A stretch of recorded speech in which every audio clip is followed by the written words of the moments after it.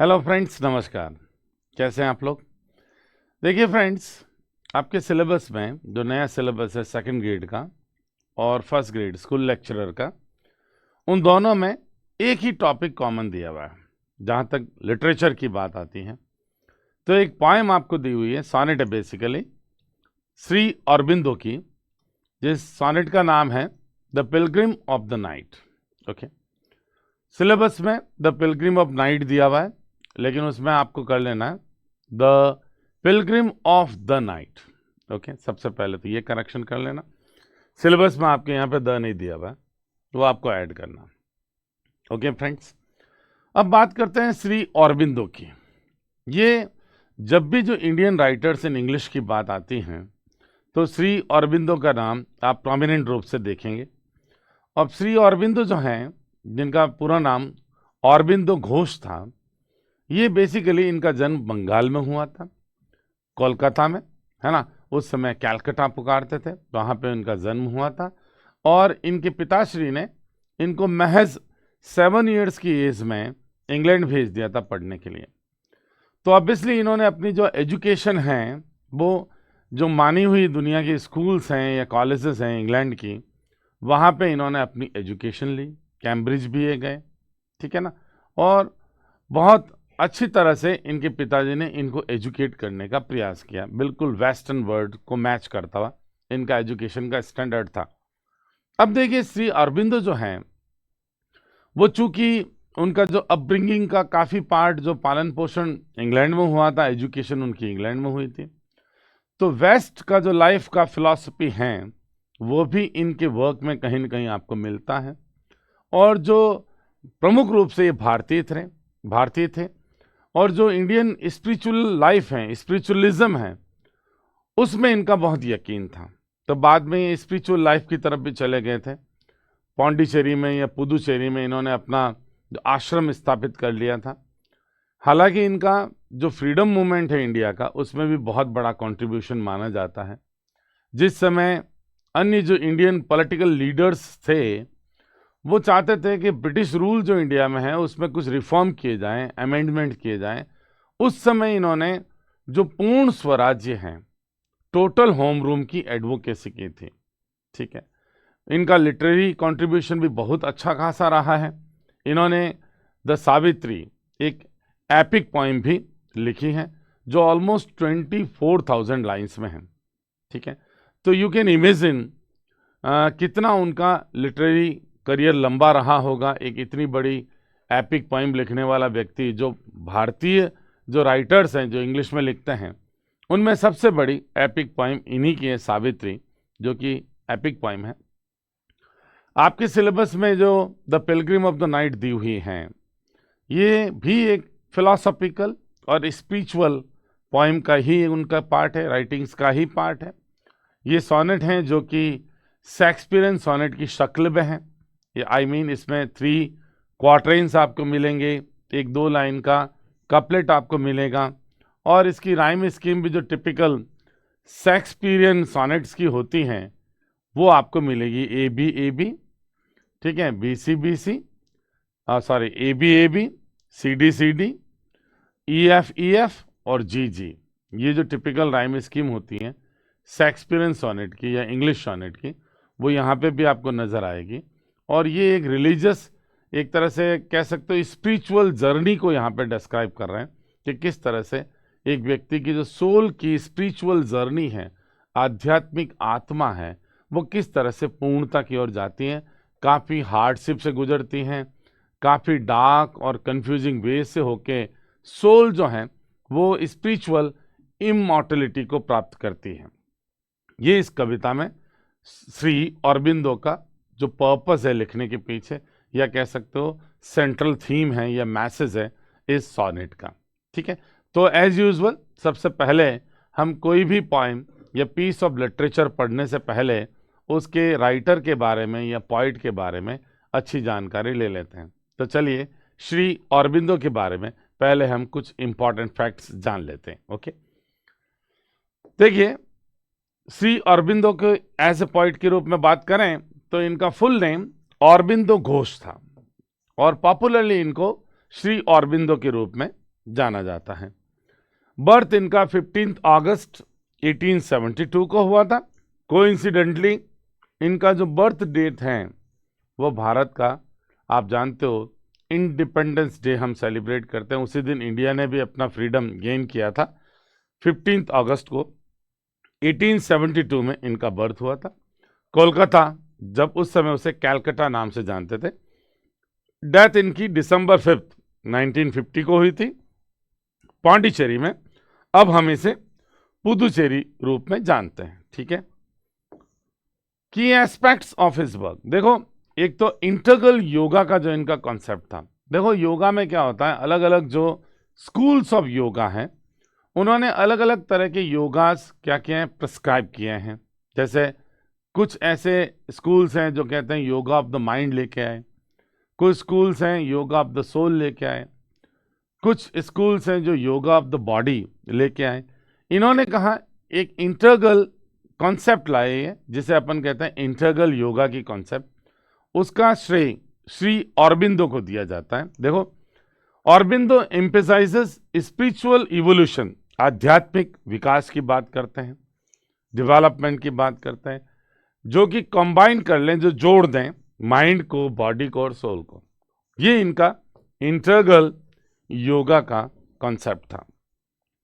Spiritual philosophy, he believes in the divinity of life, जीवन की दिव्यता वो बिलीव करते हैं, विश्वास करते हैं Shri Aurobindo. And the potential, और जो क्षमता होती है फॉर ह्यूमन कॉन्शसनेस, मानवीय चेतना की, टू इवॉल्व, मानवीय चेतना स्वतः ही स्पिरिचुअलिज्म की तरफ डेवलप कर जाती, इवॉल्व कर जाती है। ये मनुष्य में क्षमता होती है, उसकी जो कॉन्शसनेस है वो स्पिरिचुअलिज्म की तरफ इवॉल्व कर लेती, विकसित हो जाती है, ऐसा इनका मानना था। Synthesis of east and west, अब देखो इनके जो लिटरेरी वर्क है इनका, उसमें आप अक्सर पाएंगे कि कुछ बातें वेस्टर्न फिलॉसफी की मिलेगी, कुछ बातें ईस्टर्न फिलॉसफी की मिलेगी। दोनों का एक ब्यूटीफुल ब्लेंड आपको इनके पोएटिक वर्क में नजर आता है।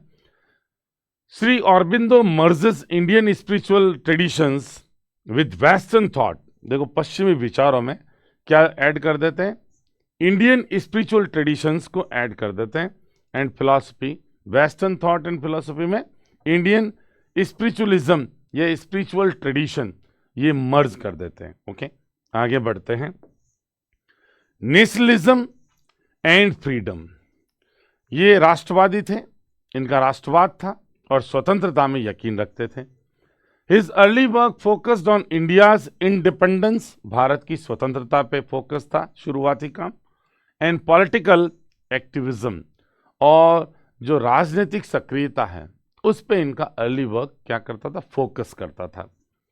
Poetic expression, Shri Aurobindo use poetry to convey spiritual and philosophical ideas, है ना, जो इनके स्पिरिचुअल और फिलोसॉफिकल आइडियाज थे उनको आवाज इनकी पोएट्री ने दी। ओके, अच्छा, ट्रांसफॉर्मेशन ऑफ लाइफ, जीवन का परिवर्तन, देखो he advocates for a divine life, एक दिव्य जीवन की वकालत करते हैं ऑन अर्थ, पृथ्वी पे। नॉट जस्ट रिनंशिएशन, ऐसा नहीं है कि रिनंशिएशन यानी केवल चीजों का त्याग करके या पृथ्वी पे भौतिक सुख सुविधाओं का त्याग करके आप आध्यात्मिक लाइफ पे चले जाओगे, नहीं। वो कहते हैं कि केवल रिनंशिएशन, त्याग करने से कुछ नहीं होगा, है ना, चीजों को गिव अप करने से कुछ नहीं होगा।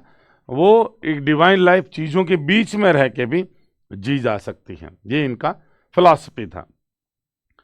Focus on self realisation, he encourages inner growth, वो प्रोत्साहित करते हैं आंतरिक वृद्धि या विकास, leading to collective human progress. देखो मनुष्य का अगर इंटरनल ग्रोथ अच्छा होगा तो ओवरऑल जो पूरी ह्यूमैनिटी है उसकी प्रोग्रेस होगी कलेक्टिवली, ये उसमें यकीन करते थे। लेकिन उसके लिए पहले खुद की सोल की इनर ग्रोथ डेवलप होना बहुत जरूरी है, ये श्री अरबिंदो मानते थे। ओके, आगे बढ़ते हैं। अर्ली लाइफ एंड एजुकेशन की बात करते हैं। He was sent to England at the age of 7 years only for education, और इन्होंने अध्ययन किया सेंट पॉल्स स्कूल में इंग्लैंड में, एंड किंग्स कॉलेज कैम्ब्रिज में भी इन्होंने स्टडी किया। Okay, he returned to India इन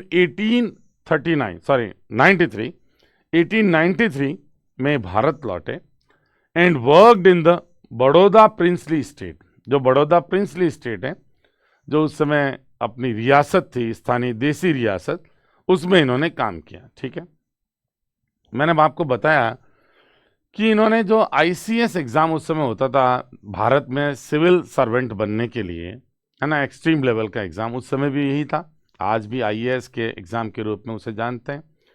इसकी तैयारी भी की थी और उस एग्जाम को क्रैक भी कर लिया था, इंक्लूडिंग द इंटरव्यू के साथ। ठीक है, but he did not want to serve as a servant of the British government. British government के एक राज सेवक के रूप में काम नहीं करना चाहते थे। So he did not join any post, है ना, कोई पोस्ट पे इन्होंने ज्वाइन नहीं किया। जस्ट लाइक सुभाष चंद्र बोस, उन्होंने भी आईसीएस एग्ज़ाम क्रैक किया था और फिर बाद में छोड़ दिया था। एग्ज़ाम देने के बाद उन्होंने आईसीएस की जो ट्रेनिंग भी ले ली थी, है ना, इंडियन सिविल सर्विस की, लेकिन बाद में उन्होंने भी कहा कि मैं ब्रिटिश सरकार के एक कर्मचारी के रूप में भारतीयों पे जुल्म नहीं करना चाहूँगा। ये सुभाष चंद्र बोस की भी फिलॉसफी थी और ये कि ये श्री ऑरबिंदो की फिलॉसफी आपको नजर आती है ना। आगे बढ़ते हैं। Role in Indian freedom movement, देखो, he became a prominent revolutionary leader in the early nationalist movement में एक क्रांतिकारी नेता बन गए, अग्रणी। ही एडवोकेटेड कंप्लीट इंडिपेंडेंस, ये देखो, पूर्ण स्वराज्य की मांग करते थे from British rule at a time, एक ऐसे समय में व्हेन मॉडरेट रिफॉर्म, जब हल्के फुल्के सुधार वर डोमिनेंट, हल्के फुल्के सुधारों की बातें जब डोमिनेंट थी, उस समय इन्होंने टोटल इंडिपेंडेंस की बात की। ठीक है ना। He was associated with revolutionary activities, बहुत ही क्रांतिकारी गतिविधियों में शामिल थे। And arrested in the Alipur bomb case, Alipur का जो बॉम्ब केस हुआ, जिसके बारे में आप गूगल टटोलोगे तो आपको मिल जाएगा, उसमें इनको अरेस्ट भी किया गया। 1908 और 1909 की ये घटना है, बट लेटर एक्विटेड, बाद में इनको आरोप से मुक्त कर दिया गया। ओके, तो ये भी इंपॉर्टेंट फैक्ट इनके बारे में। हालांकि एग्जाम के लिए ऐसा कुछ नहीं आएगा, अलीपुर बॉम्ब केस और किस लिए, why was Shri Aurobindo arrested, और ऐसे कोई क्वेश्चन नहीं आएंगे, क्योंकि सिलेबस में जो पोइम है, पोइम के ऊपर बेस्ड ही क्वेश्चंस आपके दिए जाएंगे। ठीक है। स्पिरिचुअल ट्रांसफॉर्मेशन, आध्यात्मिक एक तरह से परिवर्तन। ठीक है। वाइल इन प्रिजन, जब वो जेल में थे, देखो इंपॉर्टेंट बात है, as a freedom fighter he was sent to jail, he was sent to prison. Jail भी इंग्लिश वर्ड ही है, ध्यान रखना। तो जब उनको प्रिजन में जब वो थे, तो हैड प्रोफाउंड स्पिरिचुअल एक्सपीरियंसेस, उनको बहुत गहरे आध्यात्मिक अनुभव हुए, that led him towards a life of spirituality. उन अनुभवों ने उनको एक आध्यात्मिक जीवन जीने की ओर लीड किया, उनको राह दिखाई। ठीक है। इन 1910 में ही विड्रू फ्रॉम एक्टिव पॉलिटिक्स, वो पीछे हट गए सक्रिय राजनीति से, एंड मूव टू पांडिचेरी। कहाँ चले गए? आज की जो पुडुचेरी नामक जगह, पुदुचेरी, वहां चले गए। वो पांडिचेरी उस समय एक फ्रेंच कॉलोनी थी, फ्रांसिस लोगों द्वारा बसाया हुआ एक उपनिवेश की जैसा राज्य था, उपनिवेश बनाया हुआ था फ्रांस का। To focus on spiritual practice, अपने आध्यात्मिक कार्यों पे फोकस करने के लिए वो पांडिचेरी चले गए, जहां पे आज भी उनका आश्रम है। ओके, अब देखो नजर डालते हैं जो श्री ऑरबिंदो के वर्क्स पे, उनके कौन कौन से काम रहे। देखो, एसेज ऑन गीता, ये एक स्पिरिचुअल कमेंट्री है उन भगवत गीता पे। The mother, spiritual philosophical essays है ऑन द डिवाइन मदर, दिव्य माँ पे। ठीक है ना, ये 1928 का है, ये 1922 का है। The life divine, major philosophical work है उनका ऑन स्पिरिचुअल इवोल्यूशन, आध्यात्मिक विकास पे। ये 1939 से 1940 तक इन्होंने वॉल्यूम फर्स्ट और सेकंड में निकाला था। फिर कलेक्टेड पोइम्स एंड प्लेज हैं, ये poetry and drama from various period जो उन्होंने लिखे, 1942 में पब्लिश हुआ था। द सिंथेसिस ऑफ योगा, जिसे अपन इंटरगल योगा कहते हैं, classic treatise on integral yoga पे हैं 1948 में। The human cycle, social and cultural philosophy के ऊपर लिखा गया वर्क है, ये लिखा है 1949 में। The ideal of human unity, ये भी इनका एक वर्क है, ये ऐसे हैं ऑन वर्ल्ड यूनिटी पे 1949 में।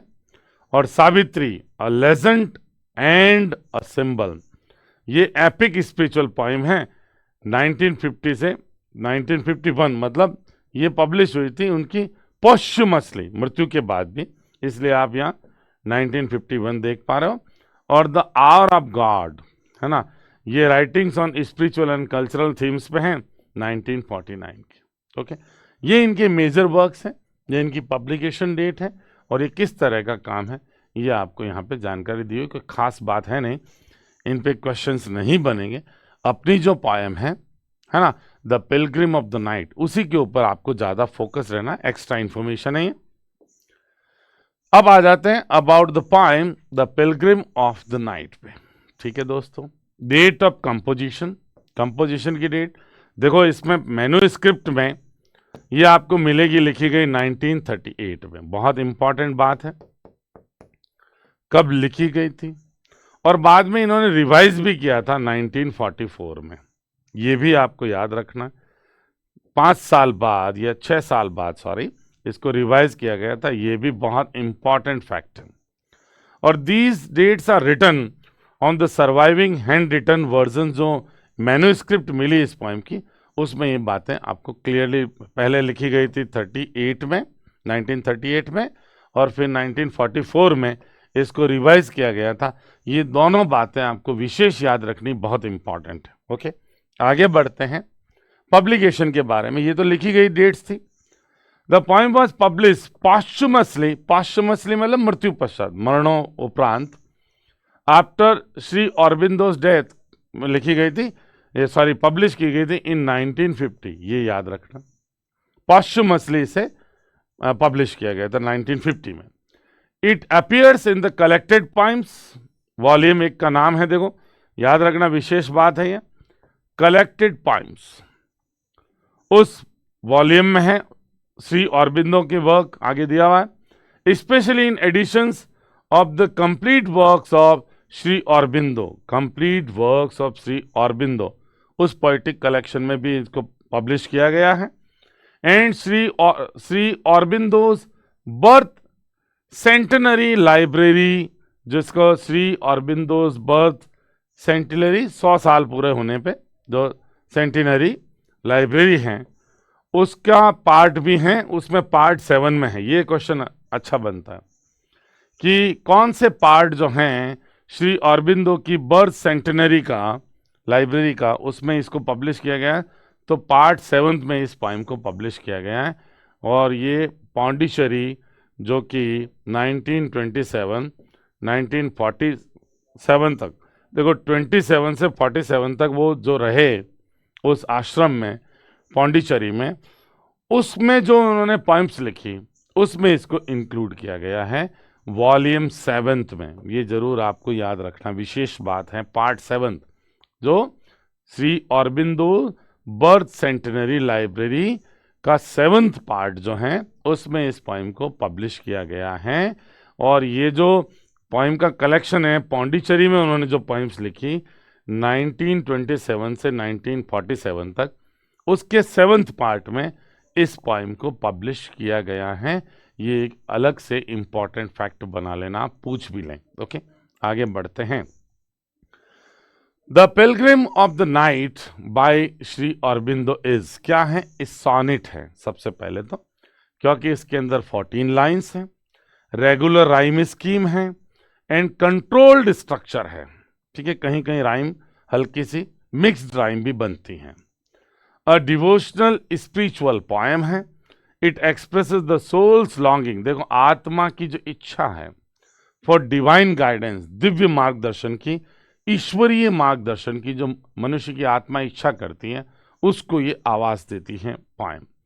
अ मिस्टिक, रहस्यवादी भी है, और लिरिकल पोएम भी है, गाया जा सके। सॉनेट है, राइम स्कीम है तो लिरिकल होना ही है। It is deeply personal, emotional and symbolic poem है।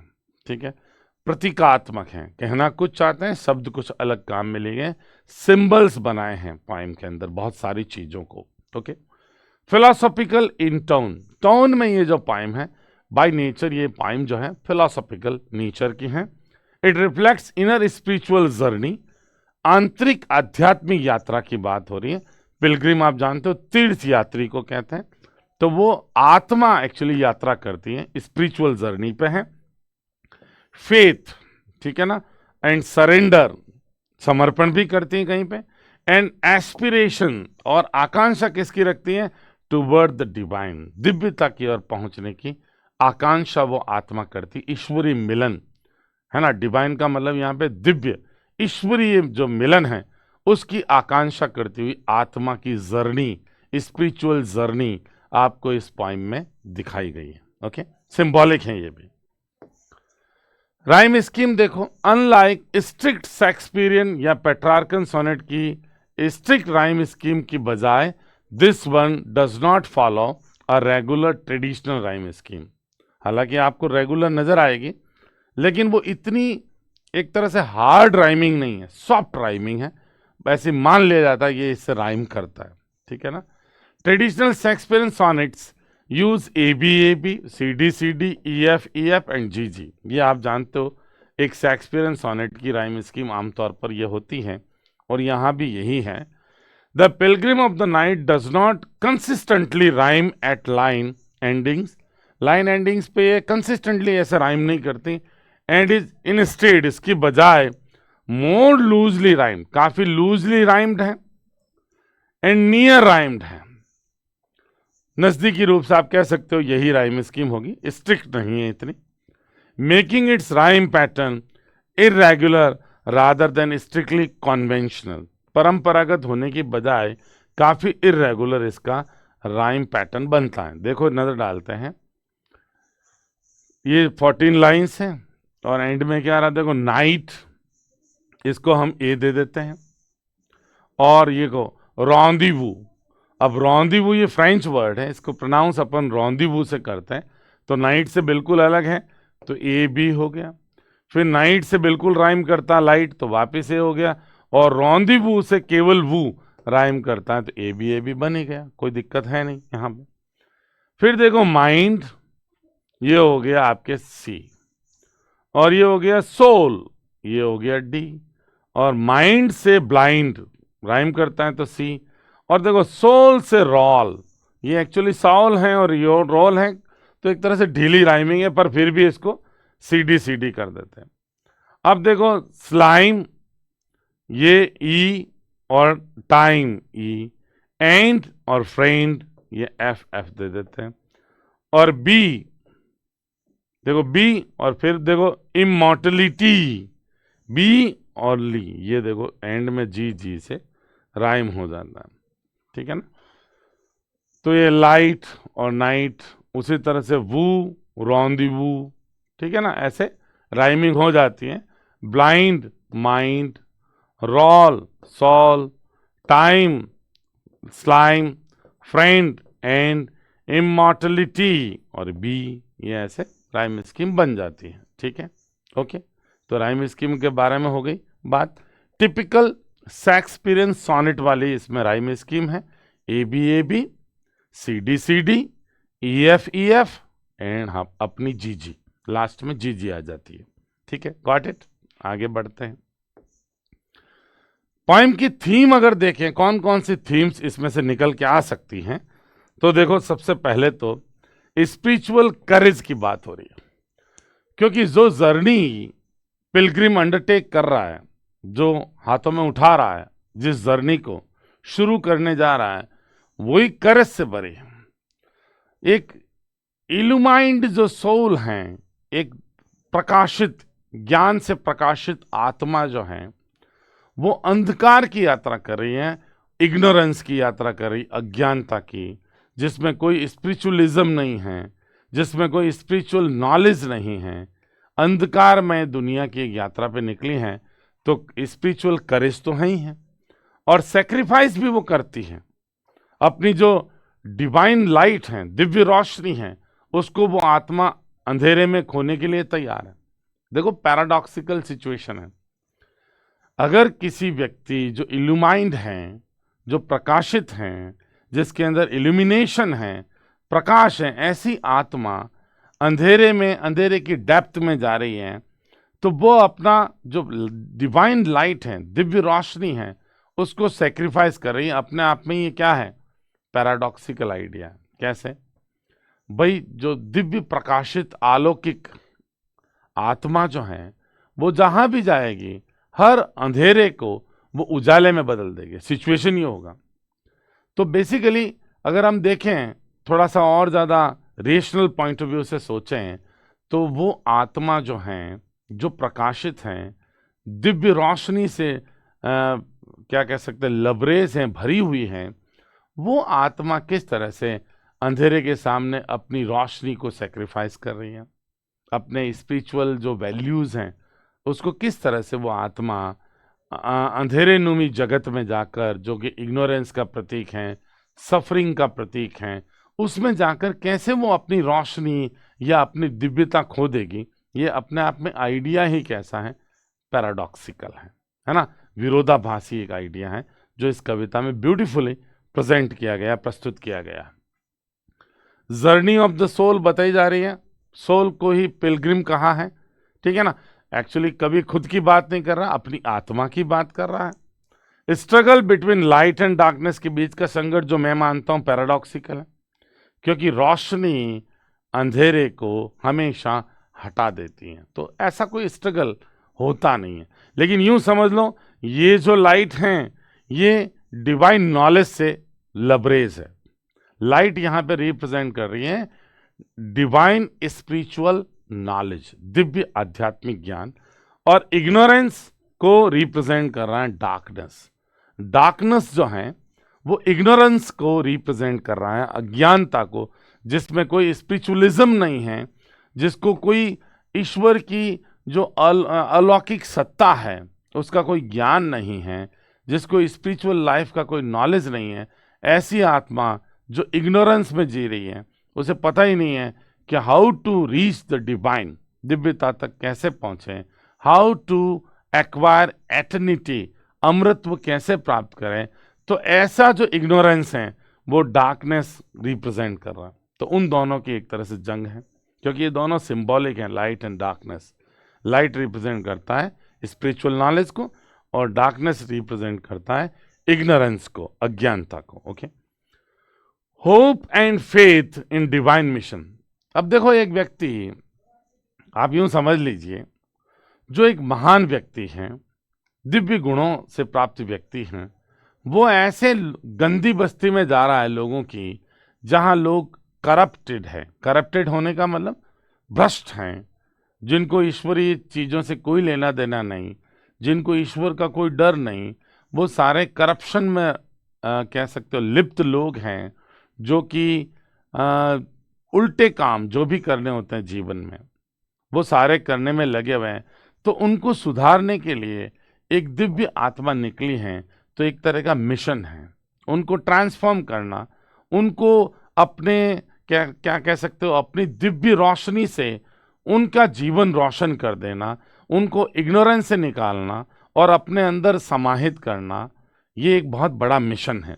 तो इस मिशन में आपको अपने जो दिव्यता है उस पर भरोसा चाहिए। देखो, मेटामॉर्फिजिंग एबिलिटी होती है, जो भी प्योरिटी ऑफ सोल होती है, आत्मा की पवित्रता, उसमें परिवर्तनकारी क्षमता होती है। आप साधु संन्यासियों के बीच कुछ दिन रहोगे तो आप वैसा आचरण करने लग जाओगे, चाहे कितने ही बुरे किस्म के आप व्यक्ति अतीत में रहे हों। लेकिन जो पावर ऑफ प्योरिटी जो होता है ना, उसमें हमेशा ट्रांसफॉर्मिंग एबिलिटी होती है। तो श्री अरबिंदो जो पिलग्रिम हैं, है ना, मान लीजिए श्री अरबिंदो ही अपने आप को उस पिलग्रिम के रूप में इमेजिन कर रहे हैं, ठीक है। अब वो एक ऐसे अंधकार में रास्ते पे निकल पड़े हैं जो कि सफरिंग जिसमें है, कष्ट हैं। ऐसे लोग जो दिव्यता, ईश्वरीय दिव्यता को समझते ही नहीं है। और यूं समझ लो, हमारी आत्मा जब स्पिरिचुअल अचीवमेंट करती है, या यूं कह दो अल्टीमेट गोल क्या है, स्पिरिचुअल अचीवमेंट का अल्टीमेट गोल क्या है ना? इमॉर्टलिटी पाना, अमृतत्व पाना, हम उसकी तलाश में निकले हैं। तो ये जो वर्ल्डली वेज हैं, दुनियादारी के रास्ते, ये हमें जगह जगह हिंडर करते हैं, रुकावट डालते हैं, ये हमारे सफरिंग का कॉज बनते हैं, कारण बनते हैं। तो हमारी जो स्पिरिचुअल जर्नी है, ईश्वरीय मिलन की जो जर्नी है, हम ईश्वर से we want to meet the divine, वो उसमें काफी हर्डल्स आते हैं। लेकिन वो हर्डल से हम पार कब पा सकते हैं? जब हमारा होप बनी रहे कि ईश्वर से हमारी जरूर मुलाकात होगी, साक्षात्कार होगा प्रभु का, और साथ साथ में जब हम फेथ मेंटेन रखें, अनशेकेबल फेथ हमारा हो, अडिग विश्वास हो, तभी हम we can reach the divine, we can reach the ultimate, है ना, द ऑलमाइटी, सर्वशक्तिमान के पास हम तभी पहुंच सकते हैं जब हमारा फेथ अनशेकेबल है, अडिग है। और ये आशा इस पिलग्रिम को भी है। पिलग्रिम बेसिकली सोल है, वो एक अंधकार में, एक एरिना में घुस रही है, एक तरह से कह दो एक ऐसा एबिस है, एक ऐसा अंधकार में गड्ढा है जहां पे वो एंटर हो रही है, लेकिन उसे स्पिरिचुअल डिविनिटी प्राप्त है, आध्यात्मिक दिव्यता प्राप्त है। तो उसे यकीन है कि वो उस जो एबिस है, वो गड्ढा जो है अंधकार में, उस गड्ढे को रोशनी से भर देगी, बजाय कि वो खुद अंधकार में दुनिया में चली जाए। तो इसके लिए होप चाहिए, इसके लिए क्या चाहिए? फेथ चाहिए। और leadership of a true spiritual hero, है ना, जहां पे जो पिलग्रिम हैं, ये एक सच्चे स्पिरिचुअल हीरो की लीडरशिप कह सकते हो, नेतृत्व के रूप में दिखाया गया। वो एक लीडर है, एक स्पिरिचुअल हीरो है, जिसे यकीन है, जिसे फेथ है कि जो उसमें स्पिरिचुअल नॉलेज है, जो उसमें इल्यूमिनेशन है, रोशनी है, ईश्वरीय डिवाइन इल्यूमिनेशन है, वो बिल्कुल इंटैक्ट रहेगा, अक्षुण रहेगा, और वो अंधकार में चीजों को रोशनी में बदलेगा। ये उसका क्या डिटर्मिनेशन कह दो, उसमें लीडरशिप की क्वालिटी कह दो, और ट्रांसफॉर्मेशन ऑफ ह्यूमैनिटी। और जिस रास्ते पर उसकी आत्मा चल पड़ी है, स्पिरिचुअल क्वेस्ट पे, खोज पे, तलाश में, उसे यकीन है कि एक दिन जिस राह पे वो चला है, जहां जहां उसके पद चिन्ह बने हैं, ये ह्यूमैनिटी को हेल्प करेंगे स्पिरिचुअल एलिवेशन, ऊंचाई को प्राप्त करने में।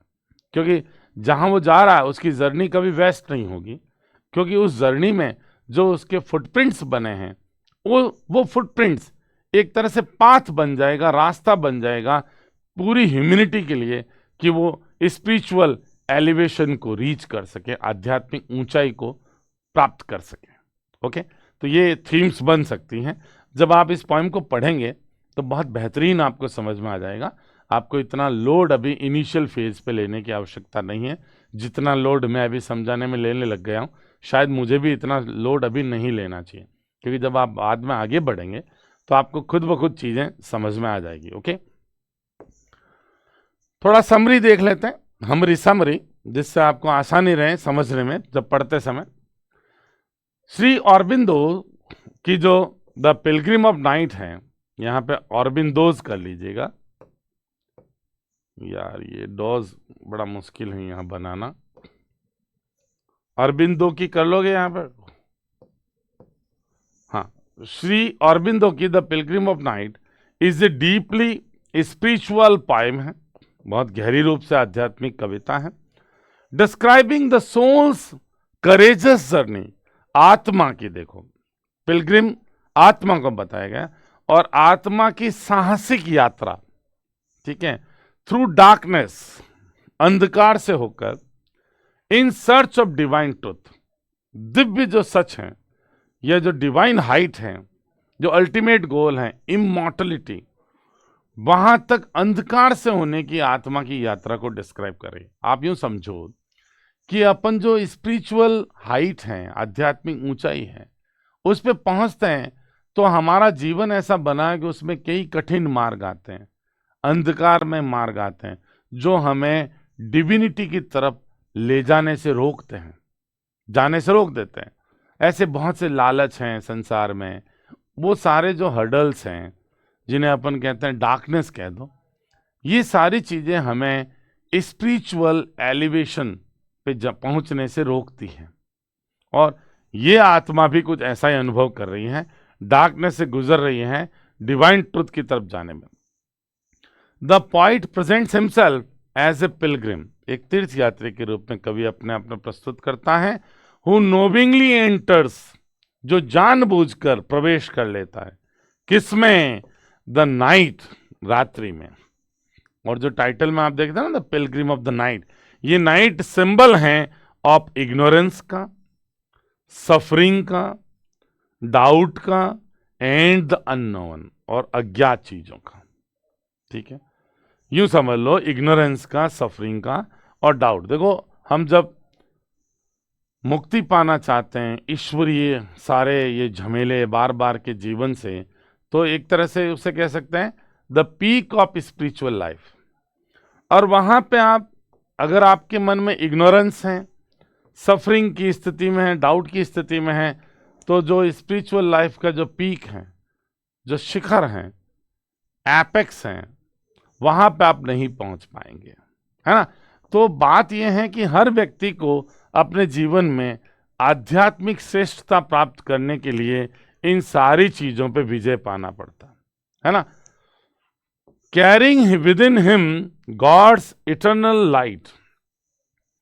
अब देखो, ये सोल जो है, पिलग्रिम है, जो पॉइट हिमसेल्फ है यहाँ पे, वो अपने साथ ईश्वर की जो शाश्वत रोशनी है, इटर्नल लाइट, जिसका कभी अंत नहीं हो, इमॉर्टल कह दो, इटर्नल कह दो, एवरलास्टिंग कह दो, हमेशा रहने वाली लाइट को वो लेके चल रहा है।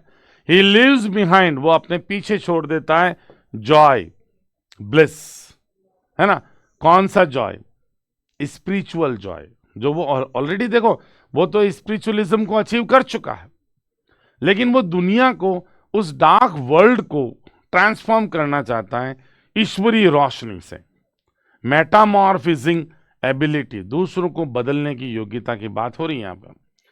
तो अपने पीछे joy, peace and spiritual comfort, ये सारी चीजें छोड़ देता है टू फेस दिस डार्कनेस, इस अंधेरे नुमा जगत को ट्रांसफॉर्म करने के लिए डिविनिटी में, एंड ट्रांसफॉर्म इट, और इसको ट्रांसफॉर्म करने के लिए वो सारी चीजें अपने पीछे छोड़ देता है जो वो ऑलरेडी फील कर रहा है, but he wants others to feel it, and that is why he takes a risk. वो एक जोखिम उठाता है ना, वो निकलता है। तो अगर वो जोखिम उठा रहा है तो सोल उसकी करेजस है ही है, आत्मा उसकी साहसी है ही है।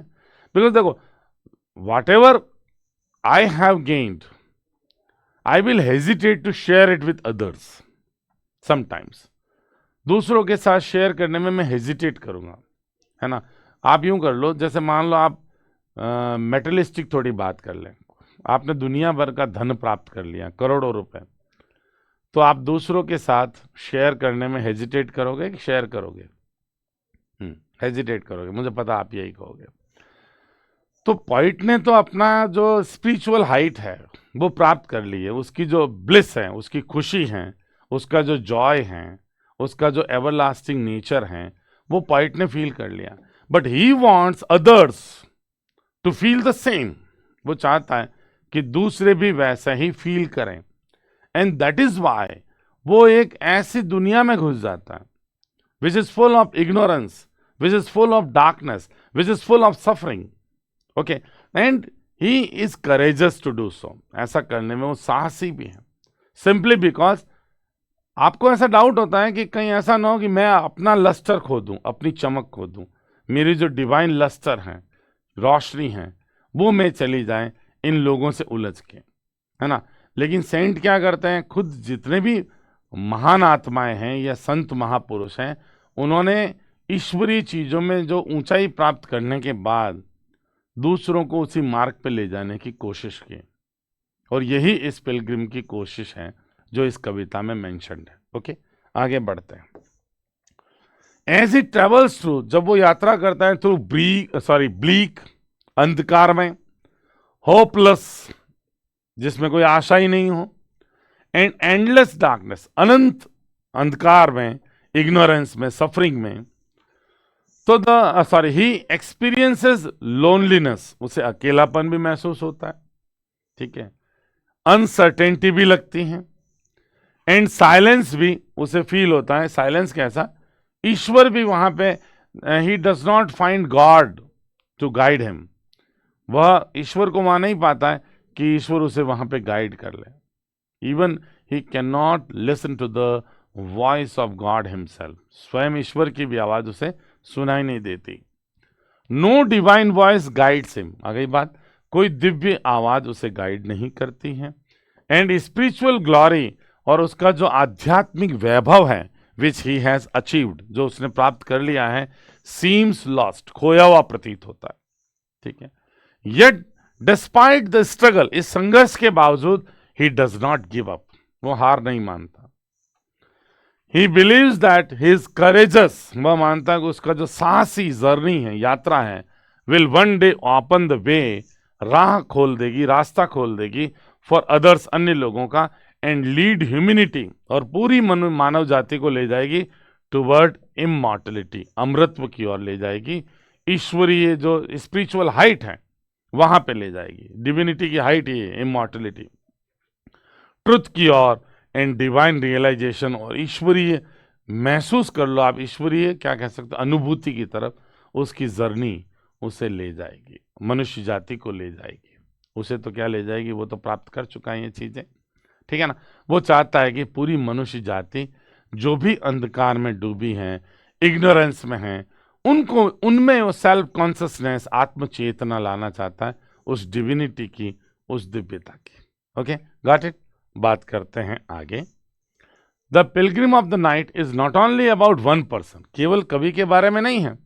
It represents every true Sikar, ये प्रतिनिधित्व करती है प्रत्येक जो सच्चा ईश्वर को तलाशने वाला व्यक्ति है, लीडर हैं, एंड रिफॉर्मर है, who dares to face darkness, जो अंधकार से सामना करता है, to bring light to the world, जो दुनिया में रोशनी लाए। अब देखो, आप लोग कई बार ऐसा सोचते हो कि इतने बड़े महान संत जो स्पिरिचुअलिज्म की हाइट देख चुके हैं, उनको मनुष्य समाज में वापस बार बार आने की जरूरत क्या है? बस इसीलिए दोस्तों कि वो चाहते हैं कि पूरी मानव जाति उस रियलाइजेशन, डिवाइन रियलाइजेशन, दिव्य अनुभूति को प्राप्त करें, इसीलिए वो आते हैं। Shri Aurobindo glorifies self sacrifice. Aurobindo, देखो ये संत महात्मा जो भी आता है ना, इनको भी हमारे साथ जब एडजस्ट होने में टाइम लगता है ह्यूमन वर्ल्ड में, क्योंकि ये स्पिरिचुअल हाइट पे पहुंच चुके होते हैं, तो उनको फिर नफरत होती है। जो ह्यूमन बिहेवियर हैं, हमारे जो आडंबर हैं, ढोंग हैं, या हमारा जो लालच है, ग्रीड कह दो, हंगर कह दो, या हंगर फॉर मेटलिस्टिक गेन, ये सारी चीज़ें देख के इनको भी बड़ी नफरत होती है। लेकिन ये एडजस्ट करते हैं, सेल्फ सेक्रीफाइस करते हैं कुछ अपने प्रिंसिपल्स का। परसिवियरेंस मतलब उसकी हठ धर्मिता, चीज़ों पे लगे रहना, उसे कहते हैं परसिवियरेंस, ठीक है। And unshakeable faith in divine purpose, उसको वो ग्लोरीफाई करता है इस पोएम में। ओके, आगे बढ़े। इन एसेंस, सार रूप में कहें तो the poem expresses spiritual courage, faith in divine purpose, faith in divine purpose में उस पिलग्रिम को, the triumph of hope over despair, आशा की विजय होती है निराशा पे, ठीक है। एंड में बड़ी ऑप्टिमिस्टिक नोट के साथ पोएम एंड होती है। जो लास्ट वाला कपलेट है उसे बड़ा होपफुलनेस वाला मानते हैं या ऑप्टिमिस्टिक मानते हैं। द सोल्स मिशन, आत्मा का जो अभियान है, to transform ignorance into light, कि वो डार्कनेस या इग्नोरेंस को रोशनी में बदल दें, परिवर्तित कर दें, इसमें सफलता महसूस करती हैं वो सोल। और it shows Shri Aurobindo's believe that spiritual seekers must pass through darkness, कि जो स्पिरिचुअल सीकर्स है, आध्यात्मिक तलाश करने वाले लोग हैं, उन्हें अंधकार से गुजरना ही पड़ता है to reach divine enlightenment. Enlightenment जो दिव्य ज्ञान है या दिव्य रोशनी है, वहाँ तक पहुँचने के लिए आप अंधेरे से गुजरना ही पड़ता है, जितने भी स्पिरिचुअल सीकर्स हैं उनको। ओके, शुरू करते हैं अब पोएम को। ओवरऑल मीनिंग देखें तो the poem describes a spiritual seeker who bravely enters, जो बहादुरी से प्रवेश करता है, the dark world of ignorance, pain, doubt and suffering in order to transform it with divine light, ठीक है, ट्रांसफॉर्म करना चाहता है। दो द जर्नी इज लोनली, यात्रा एकांकी हैं, टायरिंग है, थकाने वाली हैं, फुल ऑफ अनसर्टेनिटी हैं, अनिश्चितता से भरी हैं, फिर भी the Pilgrim never loses faith, वो अपना विश्वास कभी नहीं खोता है। ही बिलीव्स हिज स्ट्रगल, वो मानता है कि उसका संघर्ष विल हेल्प ह्यूमैनिटी, मानवता की मदद करेगा, मूव फॉरवर्ड, आगे बढ़ने में, हायर कॉन्शियसनेस, ऊंची आत्मचेतना की तरफ ले जाने में, एंड इमॉर्टलिटी, अमृतत्व प्रदान करने में। पूरी मनुष्य जाति की ये जर्नी जो डार्कनेस से होकर जाने वाली है, ये हेल्प करेगी। Okay, got it. आगे बढ़ते हैं, देखते हैं। अब टेक्स्ट की बात आ रही है, तो अच्छी तरह से पॉइंट समझने की कोशिश कीजिएगा। काफ़ी सिंबॉलिक लैंग्वेज हैं, काफ़ी मेटाफर्स यूज़ किए गए हैं, चीज़ें कहना कुछ चाहता है, वर्ड्स कुछ हैं, काफ़ी फिलोसॉफिकल नेचर की पोएम है। तो सोनेट को अच्छी तरह से आपको समझना है। देखो क्या कह रहे हैं, आई मेड एंड एसाइग्नेशन। एसाइग्नेशन क्या है भाई? मैंने एक मीटिंग की, मुलाकात की। एसाइग्नेशन का मतलब है मीटिंग, ठीक है, विद द नाइट। अब नाइट है, वो याद रखना, एक सिंबॉलिक लैंग्वेज में मेटाफर यूज किया गया है, किसके लिए? इग्नोरेंस के लिए, सफरिंग के लिए, इविल के लिए, स्पिरिचुअल आध्यात्मिक अंधकार में के लिए। तो ये मेटाफरिक है। किन चीजों के लिए मेटाफर यूज किया गया है? इग्नोरेंस के लिए, सफरिंग के लिए, इविल बुरे के लिए, स्पिरिचुअल डार्कनेस के लिए। तो मैंने मुलाकात की इन सारी चीजों से, इग्नोरेंस, सफरिंग, इविल और स्पिरिचुअल डार्कनेस से। आई कौन है? इसका मतलब जो पोएम है ऑटोबायोग्राफिकल बाय नेचर है, स्वभाव से कविता आत्मकथानक प्रवृत्ति की है, क्योंकि जब भी राइटर आई और माई और मी ऐसे यूज करता है तो वो अपनी खुद की जीवन को उससे जोड़ लेता है। तो ऑटोबायोग्राफिकल नेचर की हो गई भैया जी। I made an assignation with the night, है ना, मैंने एक एसिग्नेशन किया, एसाइग्नेशन नहीं है, एसिग्नेशन है, विद द नाइट, रात्रि से मैंने मुलाकात की। कहां पे? इन द एबिस, उस अंधकार में गड्ढे में, है ना, अ डीप बॉटमलेस होल, या पिट कह दो, एक अनंत गड्ढा जो कि केओस का प्रतीक है। अंधकार में दुनिया है तो एबिस है, गड्ढे में मुलाकात की। अब देखो, इन द एबिस वाज फिक्स्ड और रॉन्दिवू, इसको प्रोनाउंस करते हैं रॉन्दिवू, याद रखना फ्रेंच वर्ड है। और आमतौर पर OUS जब इंग्लिश में आता ना दोस्तों किसी वर्ड के पीछे, तो आमतौर पर इंग्लिश वर्ड्स एडजेक्टिव्स होते हैं, लेकिन ये जो रॉन्दिवू शब्द हैं ये क्या है? बेसिकली अपॉइंटमेंट को बताता है। तो ये नाउन है, मतलब एक गड्ढे में हमारा अपॉइंटमेंट तय हुआ था। यहां पे आपको इन्वर्शन मिलेगा, होना ये सब्जेक्ट ये है। आवर रॉन्दिवू वॉज फिक्स्ड, उसको तय किया गया, इन द एबिस, एक बहुत गहरे गड्ढे में जो कि डार्कनेस का सिंबॉलिक है। वहां पे हमारी मुलाकात या हमारा मिलने का समय तय किया गया, और मैंने जो नाइट हैं जो कि सिंबल हैं यहाँ पे इग्नोरेंस का, सफरिंग का, इविल का, उससे मुलाकात की। ओके, पहला प्रश्न यहीं से बन सकता है कि वेयर वॉज द रॉन्दिवू फिक्स्ड? रॉन्दिवू जो कहाँ पे फिक्स किया गया? तो आपको लिखना है इन द एबिस, ये इंपॉर्टेंट बात यहाँ पे याद रखनी है। दूसरी बात जो है, एसिग्नेशन किसके साथ हुआ? तो डार्कनेस, सफरिंग, इन सब चीजों का सिंबल है इग्नोरेंस, नाइट, इसका सिंबॉलिक यूज यहाँ पे किया गया। ओके, इन माई ब्रेस्ट, मेरी छाती में, इन माई हार्ट, ब्रेस्ट यहां पे हार्ट के लिए यूज किया गया है, मेरे दिल में, कैरिंग गॉड्स डेथलेस लाइट, मैं ईश्वर की, डेथलेस यानी इटर्नल, जो अमर हो, अमर रोशनी लिए हुए था। यानी the poet has already achieved his spiritual height, है ना, वो जो स्पिरिचुअल लाइट है उसके हार्ट में है। तो इसका मतलब क्या है, he has already achieved that. और वो रोशनी लिए मैं आगे बढ़ा, कहाँ पे, एबिस में। किससे मुलाकात करने के लिए, उस नाइट से। आई केम, अब यहां पे भी आपको ब्यूटिफुल इन्वर्शन मिलेगा। आई केम टू वू, ये यहां पे समझो मीनिंग में, मैं लुभाने आया, पटाने आया, है ना, दिल जीतने आया, हर डार्क एंड डेंजरस हार्ट। वू का मतलब यह जीतना है, मैं जीतने आया था उसका अंधकारमय और डेंजरस हार्ट। ये बहुत इंपॉर्टेंट क्वेश्चन है। तो यहां पे नाइट को पर्सोनिफाई भी किया गया है, और पर्सोनिफाई किस रूप में किया गया भाई, एज अ फीमेल। ये भी याद रखना, क्योंकि हर वर्ड आपको बता रहा है कि नाइट को यहां पे एज ए फीमेल पर्सोनिफाई किया गया है। तो नाइट का हार्ट बताया जा रहा है। भाई मेटाफर की अंदरूनी क्वालिटी होती है पर्सोनिफिकेशन, और जहां पे भी पर्सोनिफिकेशन है तो मेटाफर तो है ही है कि तुलना हो रही है ना। तो I came her dark and dangerous heart to woo, यानी मैं वहां पे आया, कहाँ, एबिस में। जो ये नाइट है, कौन सी, इग्नोरेंस का प्रतीक है।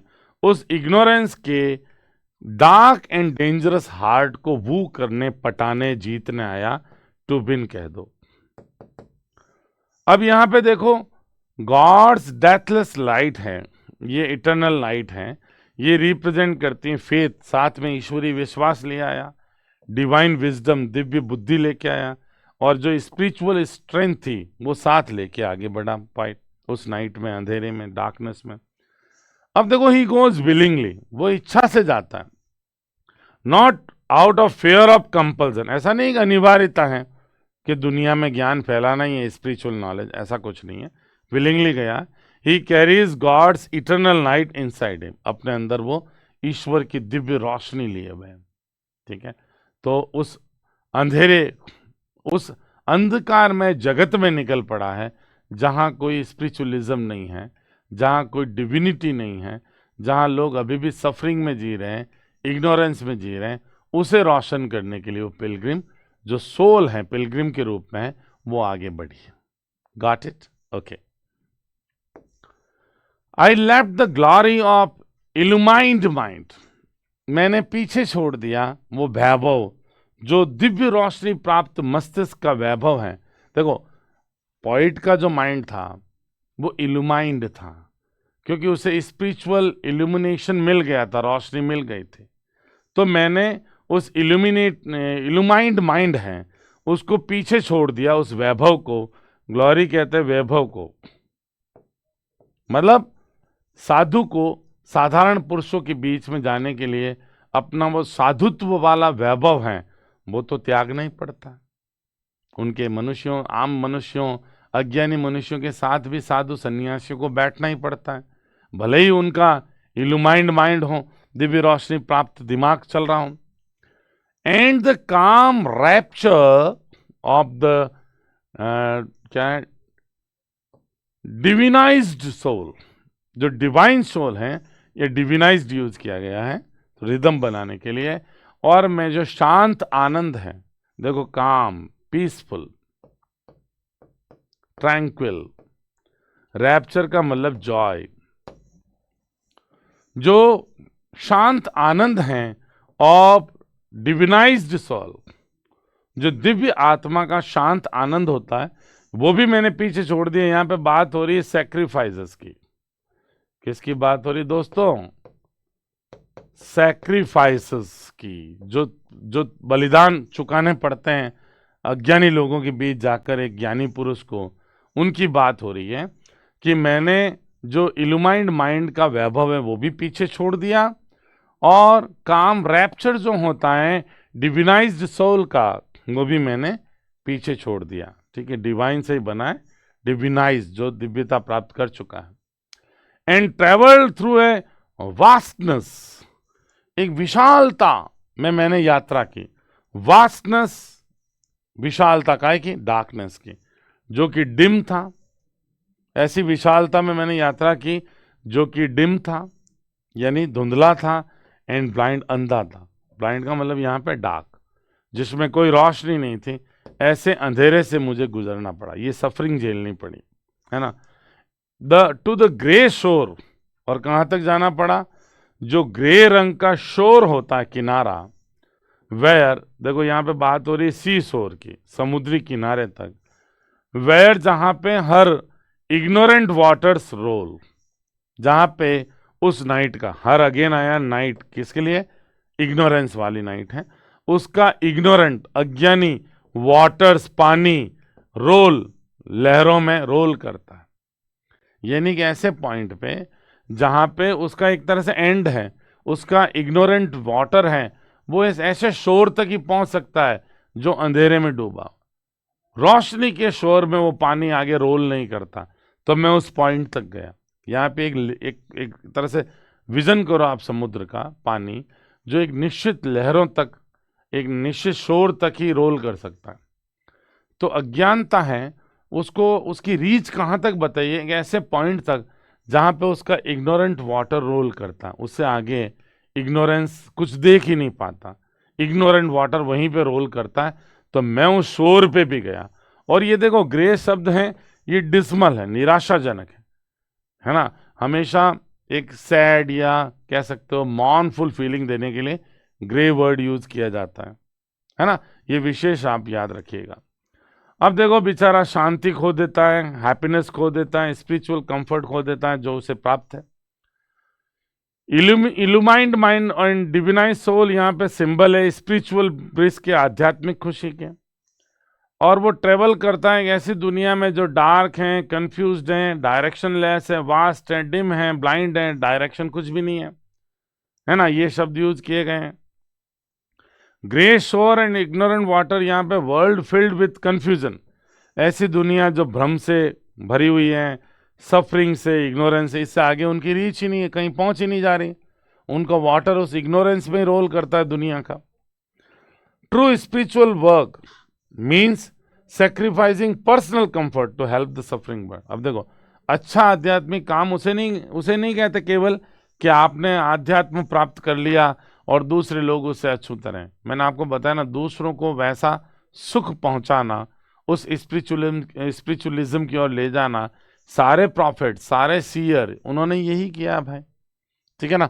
तो वही जर्नी पे निकली उसकी भी आत्मा, लोगों को इल्यूमाइन करने, रोशनी देने के लिए, ठीक है।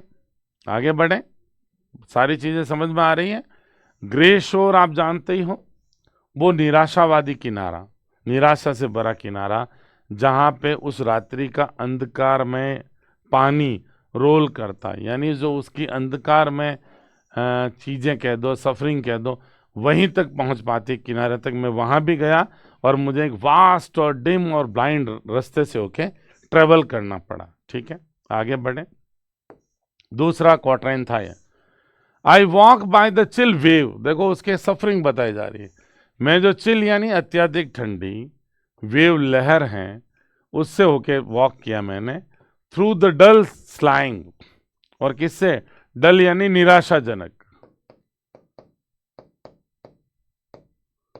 स्लाइम का मतलब यहां पे समझ लो कीचड़, मड्डी, मड कह दो, कीचड़ कह दो, ये की में ई बड़ा आएगा।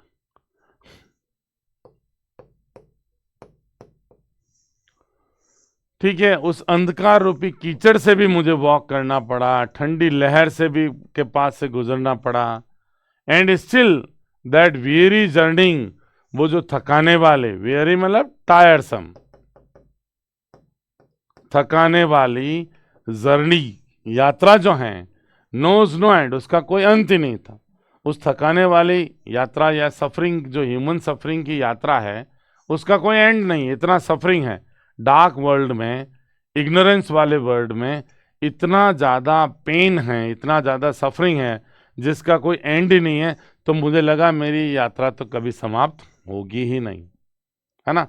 देखो, the path is harsh, cold and dirty, ठीक है ना। ये डर्टी के लिए आया है स्लाइम शब्द।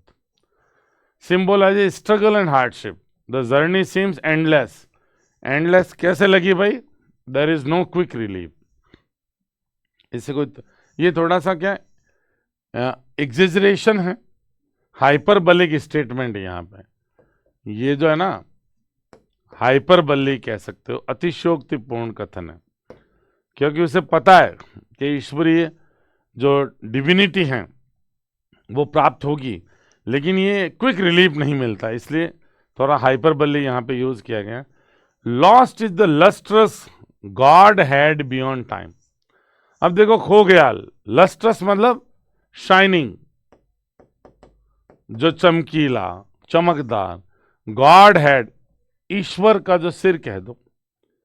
गॉड हेड का मतलब है यहाँ पे एक ईश्वर का सिर का स्वरूप, ठीक है ना, बियॉन्ड टाइम, समय से परे चला गया, यानी there was not even God to guide me, वहां मुझे गाइड करने के लिए ईश्वर भी नहीं था। There comes no voice of celestial friend, वहां पे सेलेस्टियल फ्रेंड जो है ईश्वर, ईश्वर के लिए आया है। ये फ्रेज विशेष इंपॉर्टेंट है, याद रखना। अरे गोल्ड कहां लिख दिया यार, गॉड। सेलेस्टियल फ्रेंड किसे बताया गया? गॉड को। वहां पे ईश्वर की कोई आवाज नहीं आती, ईश्वर का जो धड़ का स्वरूप है चमकीला, वो भी समय से परे चला गया, मतलब एंडलेस था जर्नी, तो किसी भी समय में वो कुछ दिखाई नहीं मेरे को, ईश्वर का कोई प्रतिमा स्वरूप वहां पे नजर नहीं आया उस जर्नी के दौरान, क्योंकि जर्नी तो भाई अंधेरे में हो रही थी ना। Lost is the lustrous God had beyond time का मतलब है डिवाइन प्रेजेंस, जो ईश्वर की उपस्थिति है, फील्स डिस्टेंट, बहुत दूर नजर आती है वहां पे, और होप सीम्स फेंट, और आशा भी वहां पे धुंधलाई हुई सी नजर आती है। ये सारी चीजें देखो, ये सारे क्या है? एनकरेजमेंट है ईश्वरीय, जो एक डिफिकल्ट जर्नी में होने चाहिए, वो वहां मिले नहीं, कहने का मतलब ये है। ओके, कंक्लूडिंग स्टैंजा है, या स्टैंजा क्या, कपलेट है। एंड येट आई नाउ, और फिर भी मैं जानता हूं, माई फुटप्रिंट्स, ट्रैक, मेरे पद चिन्हों से बना मार्ग, रास्ता, शैल भी होगा, अ पाथवे, एक मार्ग होगा, राह होगी, टुवर्ड इमॉर्टलिटी, अमृतत्व की ओर, यानी जो फ्यूचर जनरेशन के लिए हैं, या फिर भी जी जिस रास्ते पे मैं निकला हूं, डिवाइन क्वेस्ट में, ईश्वरीय खोज में, ये जो मेरे पद चिन्हों से मार्ग बन गया है, ये अन्य लोगों के लिए इमॉर्टलिटी का पाथ पे होगा, ईश्वरीय सत्ता को पाने का मार्ग होगा, यानी मेरी यात्रा जाया नहीं जाएगी। ये जो कंक्लूडिंग कपलेट हैं, ये बहुत इंटरेस्टिंग, ऑप्टिमिस्टिक हैं। ऑप्टिमिस्टिक मतलब आशा से भरा है, मतलब उसकी जर्नी स्पॉइल्ड नहीं होगी, बेकार नहीं होगी। Okay, despite suffering he does not give up, he believes, वो मानता है कि स्ट्रगल हैज ए पर्पस, उसके संघर्ष का एक उद्देश्य है। His footsteps will create a path for others to follow, his effort will lead towards divine life, दिव्य जीवन की ओर ले जाएंगे, ट्रुथ की ओर और इमॉर्टलिटी की ओर ले जाएंगे। ओके, आई होप पोएम आपको अच्छे से समझ में आ चुकी हैं। अब कुछ बातें कर लेते हैं। इसमें जो सिंबलिज्म यूज किया है, आपको ये बहुत अच्छी तरह से याद रखना। नाइट इग्नोरेंस और सफरिंग के सिंबल के रूप में यूज हुआ है। लाइट इन द ब्रेस्ट, जो दिल में रोशनी है, वो डिवाइन पावर है विद इन, जो अंदर दिव्य शक्ति है। जर्नी है वो स्पिरिचुअल स्ट्रगल की है, आध्यात्म के राह में जो रोड़े आते हैं इस संसार में, कलयुग में, वो सारे जर्नी की तरफ है, स्पिरिचुअल स्ट्रगल बता रहा है। Silence of God, test of God, ठीक है ना। साइलेंस ऑफ गॉड, ईश्वर अगर वहाँ खामोश है, उसे कोई ईश्वर की आवाज नहीं सुनाई दे रही है, तो इसका मतलब है फेथ का विश्वास, वहां पे जांच हो रही है, क्यों ईश्वर वहां मदद करने नहीं है। फुटप्रिंट्स गाइडेंस होंगे फ्यूचर ह्यूमैनिटी के लिए, और इमॉर्टलिटी डिवाइन रियलाइजेशन, दिव्य अनुभूति, इन इटर्नल स्पिरिचुअल ट्रुथ, और शाश्वत आध्यात्मिक सच ज्ञान प्राप्त कर लेना, वही इमॉर्टलिटी है। इमॉर्टलिटी यहाँ अमृतत्व नहीं है कि जन्म जन्म से बंधन से मुक्ति पाना, वो इमॉर्टलिटी नहीं है। इमॉर्टलिटी डिवाइन रियलाइजेशन, दिव्यता की अनुभूति होना, एंड इटर्नल स्पिरिचुअल ट्रुथ को प्राप्त कर लेना। ओके, ये सिंबॉलिज्म है इस पॉइंट में यूज्ड, आपको विशेष याद रखना। अब फिगर्स ऑफ स्पीच की बात कर लेते हैं। सारी बातें हो चुकी हैं। पोइम सॉनेट हैं, शेक्सपियरियन पैटर्न में हैं, A B C D E F G G का इसका राइम स्कीम है। हालांकि राइम स्कीम इतना कंसिस्टेंट नहीं है, इतना हार्डकोर नहीं है। सॉफ्ट राइम स्कीम यूज़ की हैं, फ्लेक्सिबल राइम स्कीम यूज़ की हैं। आयम्बिक पेंटामीटर में लिखिए, ये भी याद रखना, मीटर इसका आयम्बिक पेंटामीटर है। पर्सोनिफिकेशन की बात करते हैं। Night is given human qualities. I made an assignation with the night, इसका मतलब है night is treated like a person to meet. भाई मुलाकात की मैंने, तो मुलाकात तो व्यक्ति से होती है। I came her dark and dangerous heart to woo, मैं उसके अंधकार में और खतरनाक दिल को विजय पाने के लिए आया था। ठीक है, तो दिल तो भाई मनुष्य का होता है। Night is given a heart and is addressed as her, और उसे फेमिनिन के रूप में एड्रेस किया जा रहा है, स्त्री के रूप में। ओके। मेटाफर इनडायरेक्ट कंपैरिजन, जो विदाउट लाइक या एस अपन करते हैं वही मेटाफर होता है। नाइट इग्नोरेंस सफरिंग का प्रतीक है, डार्कनेस ऑफ द वर्ल्ड का प्रतीक है। गॉड्स डेथलेस नाइट जो है वो फेथ और डिवाइन ट्रूथ का प्रतीक है। जर्नी स्पिरिचुअल स्ट्रगल के लिए मेटाफर यूज किया गया है।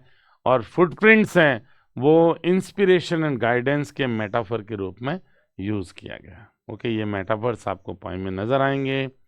सिंबलिज्म की बात करते हैं तो objects and actions represent broader spiritual ideas, वो सिंबलिज्म में होता है। लाइट है वो ट्रुथ और डिविनिटी या होप का प्रतीक है। नाइट है इग्नोरेंस इविल या डिस्पेयर का प्रतीक है। पाथ या journey spiritual mission of the soul का प्रतीक है। और इमॉर्टलिटी डिवाइन रियलाइजेशन या इटर्नल लाइफ का प्रतीक है। ओके, अमर जीवन का। एलिट्रेशन एंड कॉन्सोनेंस की बात करते हैं। रिपीटिशन हुआ है कॉन्सोनेंट साउंड का, देखो डार्क एंड डेंजरस में ये तो खुला खुला एलिट्रेशन है। Vastness and dim and blind, यहाँ पे देखो ड ड जो है वो कॉन्सोनेंस का उदाहरण है, यहाँ पे ड ड। उसी तरह से वियरी एंड जर्नी, ठीक है।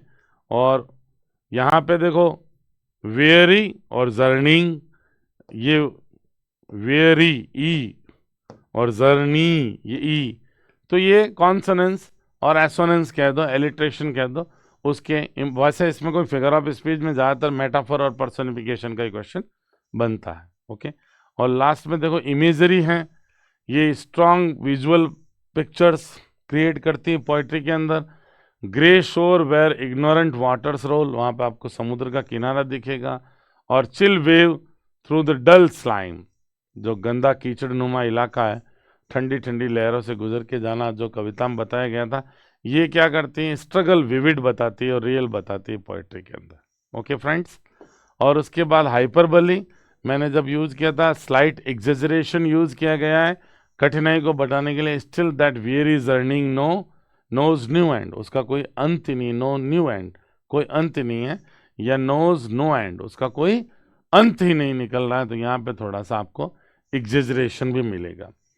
तो ये इस पोइम में यूज जो भी फिगर्स ऑफ स्पीच थे उसकी हमने बात कर ली। अब इस कविता के जो क्वेश्चंस एंड आंसर्स हैं वो हम लोग नेक्स्ट सेशन में डिस्कस करेंगे। Is that clear guys? Thank you so much.